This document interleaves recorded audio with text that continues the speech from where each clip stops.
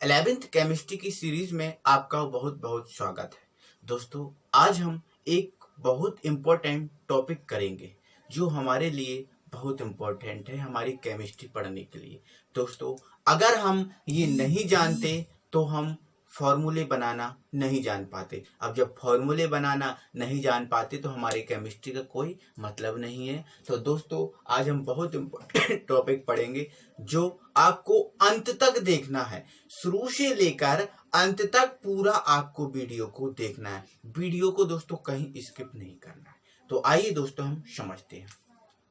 तो दोस्तों, आज हम किसी भी तत्व पर कितना आवेश होता है उसको निकालेंगे। उस आवेश को कैसे निकाला जाता है वो देखेंगे। तो सबसे पहले दोस्तों मैं आपको ये बता दे रहा हूं कि जो आवेश होता है वो आयन होता है, वो कितने प्रकार का होता है। तो दोस्तों, जो आवेश या आयन होता है वो है दो प्रकार का होता है।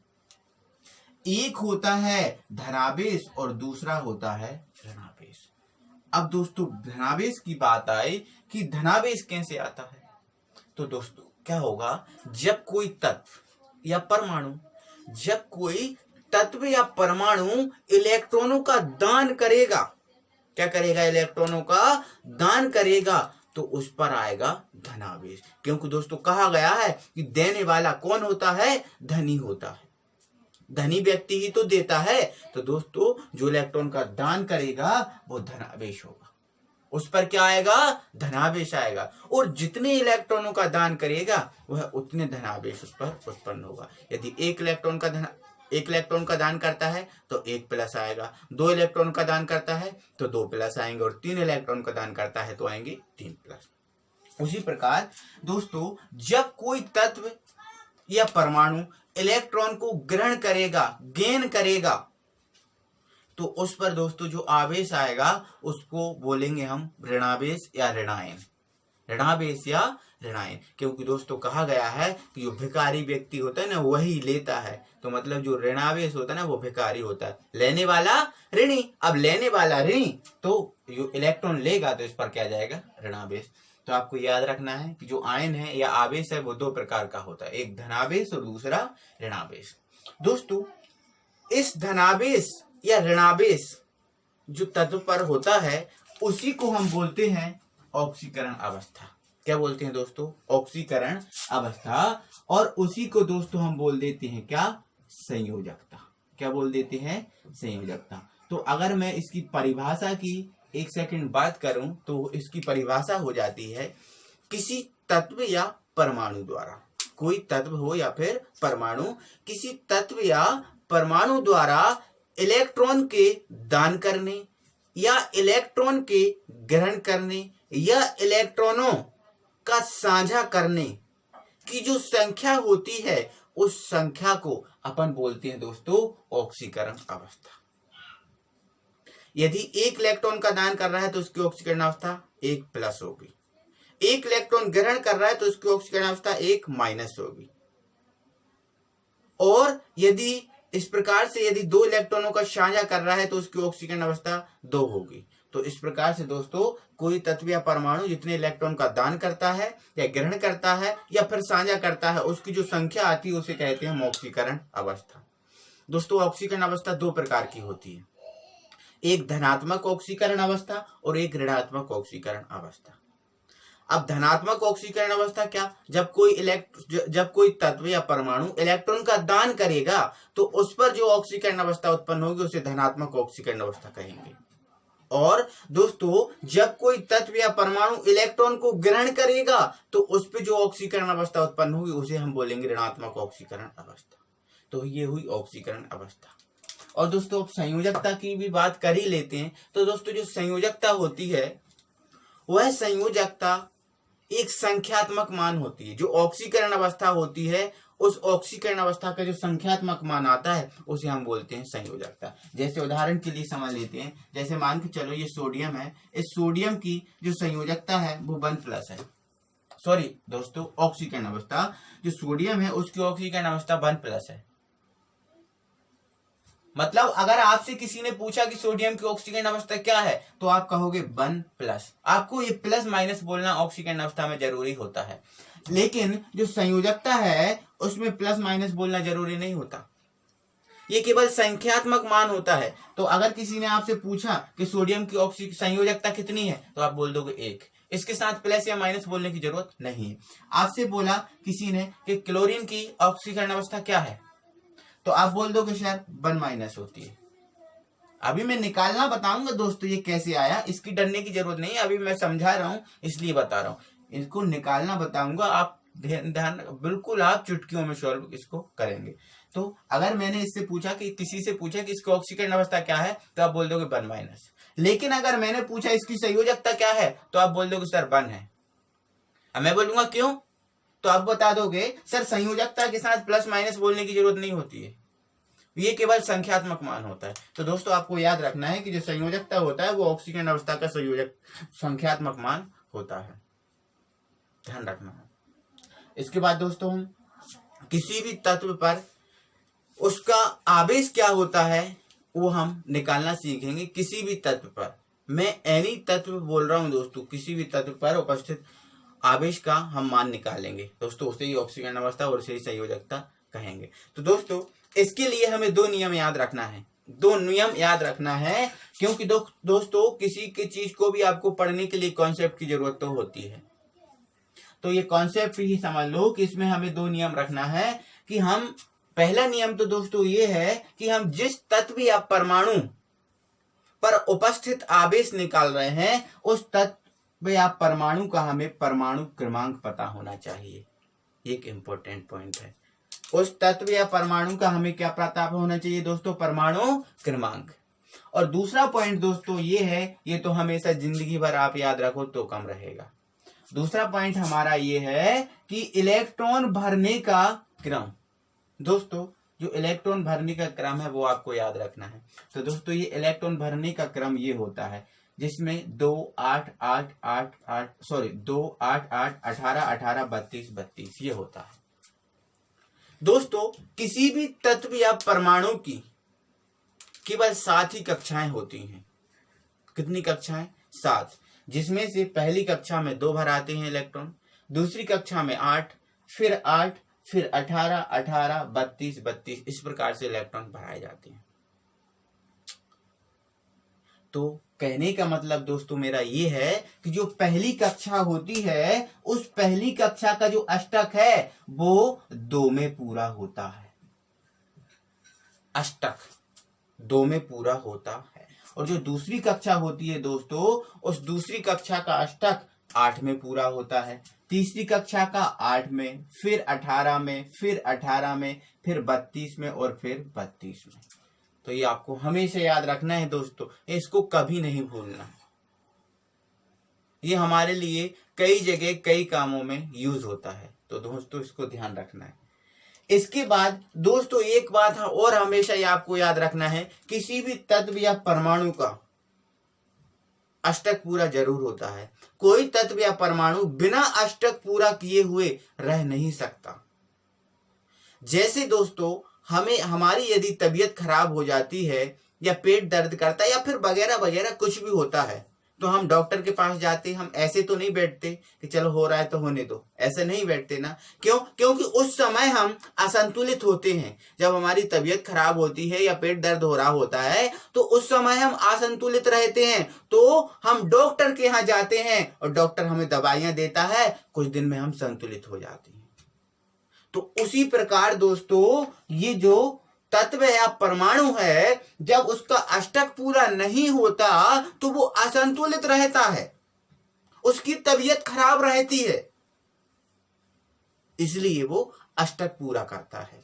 और जैसे ही अष्टक उसका पूरा हो जाता है तो वो संतुलित हो जाता है, मतलब उसकी तबीयत सही हो जाती है। तो ध्यान रखना कि कोई भी तत्व, आज के बाद दोस्तों याद रखना कि कोई भी तत्व बिना अष्टक पूरे किए हुए नहीं रह सकता, अष्टक पूरा जरूर करेगा। अब यह अष्टक पूरा चाहे इलेक्ट्रॉन दान करके करे, चाहे इलेक्ट्रॉन ग्रहण करके करे, या फिर चाहे इलेक्ट्रॉन का साझा करके, किसी भी स्थिति में कैसे भी करे लेकिन अष्टक पूरा जरूर करेगा। तो आइए दोस्तों, अब हम तत्वों पर उपस्थित आवेश निकालेंगे। दोस्तों, हमारा पहला तत्व या परमाणु सोडियम है, जिस पर हमें उपस्थित आवेश निकालना है कि इस पर कितना आवेश होता है। तो दोस्तों, इसके लिए मैंने आपको बता ही दिया था, आपको दो चीजें, एक इलेक्ट्रॉन भरने का क्रम और एक परमाणु क्रमांक। तो दोस्तों, जो सोडियम होता है, उस सोडियम का जो परमाणु क्रमांक होता है वो 11 होता है, और इलेक्ट्रॉन भरने का क्रम दोस्तों ये है। आप तो इसको एक बार याद कर लोगे, हमेशा याद रहेगा। तो इसके बाद दोस्तों, इन 11 इलेक्ट्रॉनों को हम इन कक्षाओं में भरेंगे। दोस्तों, एक बात और क्लियर कर दे रहा हूं, जो परमाणु क्रमांक होता है, उस परमाणु क्रमांक को ही हम बोलते हैं इलेक्ट्रॉन की संख्या, और उस परमाणु को क्रमांक को बोलते हैं दोस्तों हम प्रोटॉनों की संख्या। तो ध्यान रखना है इसके बाद। तो दोस्तों, अब हम इन 11 इलेक्ट्रॉनों को कक्षाओं में भरेंगे। तो कक्षाओं में भरेंगे दोस्तों, तो मान लेते हैं ये पहली कक्षा है सोडियम की। अब पहली कक्षा है तो इसमें कितने इलेक्ट्रॉन भराएंगे? 2। तो ये भर दिए दोस्तों मैंने 2 इलेक्ट्रॉन। अब 2 इलेक्ट्रॉन दोस्तों इस प्रकार से आप भर सकते हो, 1 2। इसके बाद पहली कक्षा हमारी पूरी हुई। इसके बाद हम दूसरी कक्षा बनाएंगे दोस्तों। तो दोस्तों, ये दूसरी कक्षा है जिसमें हमें 8 इलेक्ट्रॉन भरने हैं। तो 1 2 3 4 5 6 7 और ये दोस्तों 8। इसके बाद दोस्तों हमने 8 इलेक्ट्रॉन भर दी। इसके बाद हमें तीसरी कक्षा बनानी है। तो ये रही तीसरी कक्षा। तो तीसरी कक्षा में दोस्तों हमें 8 इलेक्ट्रॉन भरने हैं। क्या आप एक बार ये चेक कर लो, क्या 8 इलेक्ट्रॉन सोडियम के पास बचे हैं? देख लेते हैं। तो दोस्तों, हमने पहली कक्षा में 2 इलेक्ट्रॉन भर दिए, दूसरी कक्षा में 8 इलेक्ट्रॉन। तो 8 और 2 तो कितने इलेक्ट्रॉन हो गए दोस्तों? 10। अब 10 इलेक्ट्रॉन हो गए टोटल, इसके पास 11 इलेक्ट्रॉन होते हैं। तो कितना इलेक्ट्रॉन बचा? 1। तो जो तीसरी कक्षा है दोस्तों, उसमें केवल 1 ही इलेक्ट्रॉन भराएगा। भरने तो हमें 8 हैं, लेकिन हमारे पास उतने भरने को है नहीं, इसलिए भरा हमने 1। इसके बाद आप ये देखेंगे सर कि इसमें अष्टक सभी कक्षाओं का पूरा है कि नहीं। तो देखा हमने, पहली कक्षा का अष्टक 2 में पूरा होता है। दूसरी कक्षा का अष्टक 8 में पूरा होता है। क्या तीसरी कक्षा का अष्टक पूरा है? बिल्कुल नहीं, क्योंकि तीसरी कक्षा का अष्टक 8 में पूरा होता है, लेकिन अभी तो इसमें 1 ही इलेक्ट्रॉन भरा है, तो इसका अष्टक पूरा नहीं है। तो मैंने क्या बताया था, अष्टक पूरा कोई तत्व या परमाणु जरूर करता है। अगर अष्टक पूरा नहीं रहेगा तो वो रह ही नहीं सकता। तो इस स्थिति में क्या करेगा, ये अपना अष्टक पूरा करने के लिए क्या करेगा, ये 7 इलेक्ट्रॉन, कितने इलेक्ट्रॉनों की जरूरत है अष्टक पूरा करने के लिए दोस्तों? इसको 7। अगर ये 7 इलेक्ट्रॉन किसी से ले ले तो इसका अष्टक पूरा हो जाएगा। या फिर क्या करे दोस्तों, जो 1 इलेक्ट्रॉन है, ये 1 इलेक्ट्रॉन भी किसी को दे दे। अब ऐसा करेगा तो ये वाली जो कक्षा है वो कक्षा हट जाएगी और इनका अष्टक पूरा है, तो ये अष्टक पूरे में रहेगा ही रहेगा। तो सीधी सी बात है कि ये अष्टक पूरा करने के लिए 7 इलेक्ट्रॉन किसी से लेगा या फिर 1 इलेक्ट्रॉन किसी को देगा।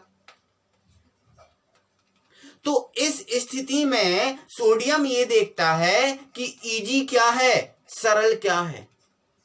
तो सरल तो ये है दोस्तों कि 1 इलेक्ट्रॉन किसी को दे दे, क्योंकि 7 किसी से लेना कठिन है और 1 किसी को देना सरल है। तो 1 किसी को दे देगा।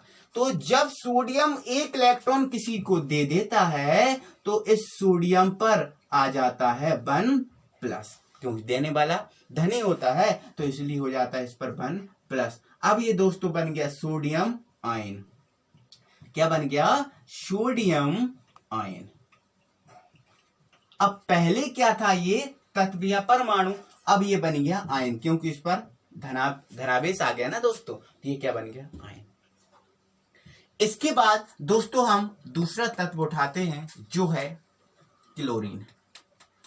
क्या दोस्तों? क्लोरीन। तो दोस्तों इस क्लोरीन का जो परमाणु क्रमांक होता है वो होता है 17।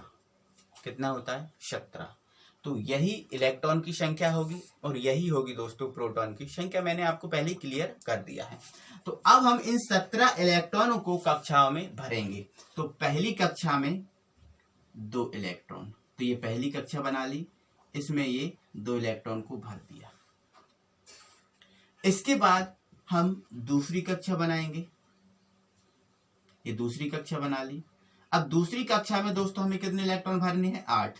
तो 1 2 3 4 5 6 7 8। इसके बाद दोस्तों हम तीसरी कक्षा बनाएंगे,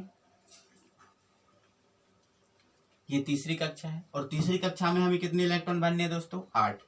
आप पहले इसमें चेक कर लो दोस्तों कि इसके पास क्या 8 इलेक्ट्रॉन बचे हैं, वो चेक करो। तो पहली कक्षा में 2, दूसरे में कितने भर दिए? 8। तो 8 और 2 10। अब इसका टोटल कितना होता है? 17। तो इसके पास कितने इलेक्ट्रॉन बचे हैं? 7।